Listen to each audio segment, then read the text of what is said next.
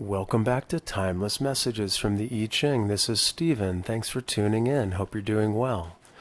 So today's question for this particular video, this particular reading, I've asked, what are the most beneficial messages for viewers to hear or know in regards to love? Most beneficial messages regarding love for viewers at the time they find this video. Most beneficial messages for love. So if you'd like to relax your eyes, just take a few deep breaths and listen to my voice as I share the interpretations from the I Ching. That's fine. Please do so. Good time to just relax and do some stress reduction. So as you can see, the hexagram that came up is number 17, called Following. Tui, the joyous lake, the youngest daughter, is the upper trigram, and Chen, the oldest son, the arousing thunder, the east, is the lower trigram. So the youngest daughter and the eldest son. So without further ado, here we go, following. The trigram Tui, the joyous, whose attribute is gladness, is above. Chen, the arousing, which has the attribute of movement, is below. Joy and movement induces following. So when a person is joyful, people naturally follow. The joyous is the youngest daughter, while the arousing is the eldest son. An older man defers to a young girl and shows her consideration. By this he moves her to follow him. So essentially, the older man, the older Chen, the eldest son, puts himself in a subordinate position to the younger woman, the young girl, and shows her consideration. And by doing so, he inspires her to follow him. The judgment, following has supreme success. Perseverance furthers, no blame. In order to obtain a following, a person must first know how to adapt oneself. If a person would rule, they must first learn how to serve. For only in this way does this person secure from those below them the joyous ascent that is necessary if they are to follow this person. If a person has to obtain a following by force or cunning, by conspiracy or deception, or by creating division between peoples, this person will invariably arouse resistance, which obstructs willing adherence or following. But even joyous movement can lead to evil consequences, hence the added recommendation, perseverance furthers. That is, be consistent in doing what's right, together with no blame.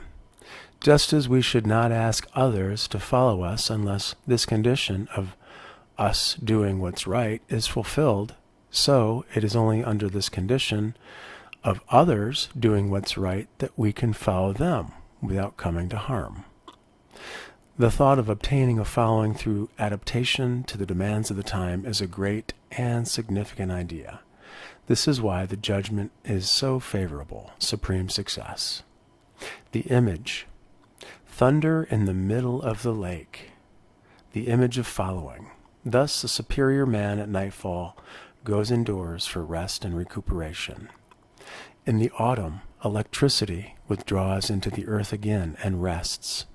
Here it is the thunder in the middle of the lake that serves as the image, thunder in its winter rest, not thunder in motion. The idea of following, in the sense of adaptation to the demands of the time, grows out of this image of thunder in its winter rest in the center of the lake. Thunder in the middle of the lake indicates times of darkness and rest. Similarly, a superior person, after being tirelessly active all day, allows himself to rest and recuperate at night. For no situation can become favorable until one is able to adapt to it and does not wear themselves out with mistaken resistance. So here in this second and final paragraph, we have the idea of the thunder taking its rest in the middle of the lake. It's not in motion, it's just a time of darkness and building up energy in wintertime. And a superior person is wise to follow this example of, after they've been active all day, they allow themselves to rest and recuperate at night. And the other recommendation is that a situation cannot become favorable until a person can adapt or accept it and does not wear themselves out with mistaken resistance. So essentially accepting things as they are, not how we'd like them to be, but just accepting things exactly the way they are, allows us to have a power, not over others, but just a power of not wasting our energies. So I'd like to move to the second portion of the book, and look at the hexagram following from a different angle. So before following, there is the hexagram called enthusiasm, and there is certain to be following after enthusiasm. Hence, the following hexagram. Following tolerates no old prejudices. The heroes of old tamed the ox and yoked the horse. Thus, heavy loads could be transported, and distant regions could be reached, for the benefit of the world.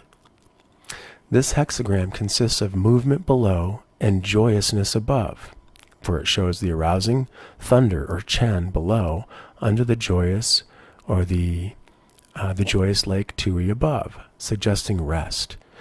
The more so since the nuclear trigram's sun indicate gentleness, so the attribute of gentleness is also ushered into this idea, as well as rest and joyousness.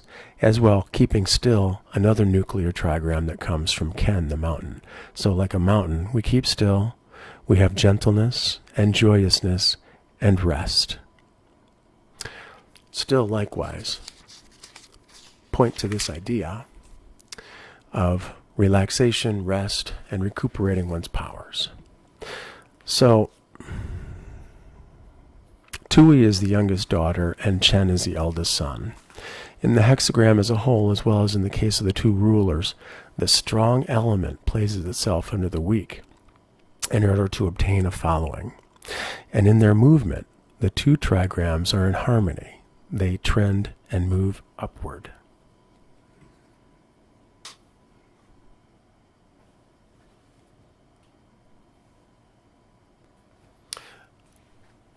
In addition to understanding this as the eldest son and the youngest daughter, we can simply look at it as two different types of energy.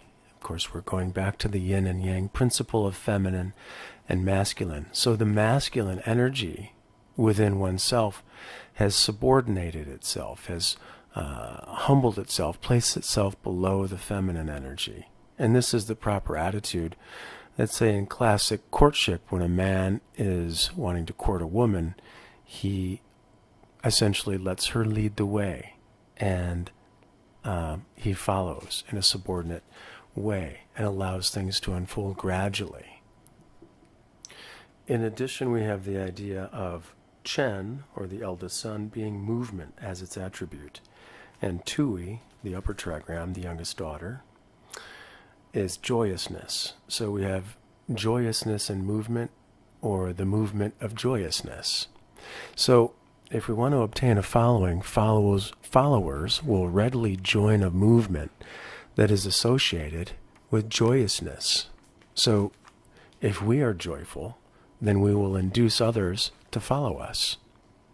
But we don't do this in a manipulative way whatsoever. We simply allow ourselves to be joyous, and this is the natural effect. The joyousness allows others to follow. So the explanation of the words of the text also give expression to the fundamental principle that a person must, first of all, follow in the right, or do what's right, or be on the right path, if one would be followed. True.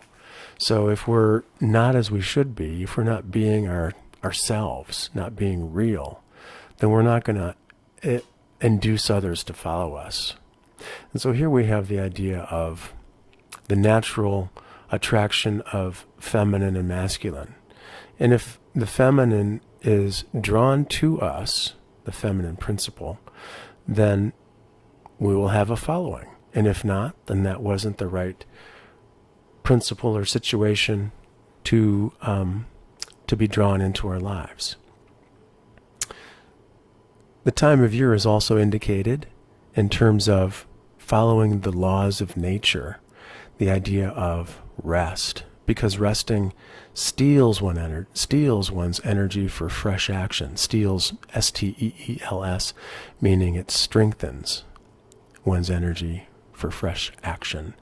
And turning inward within oneself is suggested by the upper nuclear trigram of sun, which means going into or going within, and gentleness. And rest is further strengthened by the lower nuclear trigram, Ken, or the mountain, which means keeping still. So all of these ideas point to following what the times demand, adapting to the time, being completely real, being yourself, and allowing yourself to be guided by the laws of nature.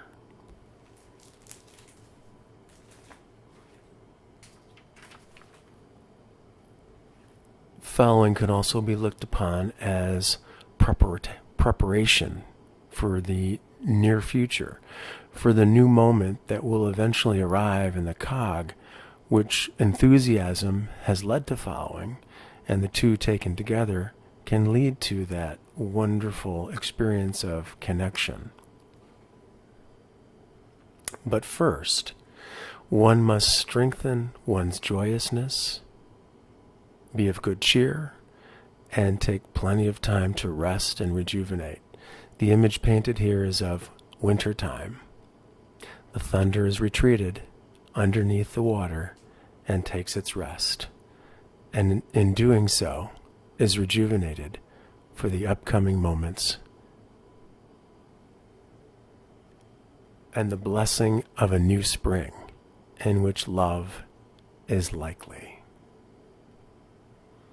So take your time, get plenty of rest, be of good cheer, be gentle, keep still and go within, meditate, and be your true self. Experience who you are in every moment, and don't push away any part of yourself, your emotions, just let yourself experience it. And as you do these things, you may induce an attraction. Someone may be interested in getting to know you. Or if you're already in a connection, then that person may show more interest in getting to know you even more. So that's the message I have for you. I hope it's helpful. And if you would please listen to this message at least once or twice more and begin to incorporate these ideas, I think that would be fantastic. Thanks for tuning in, and take care.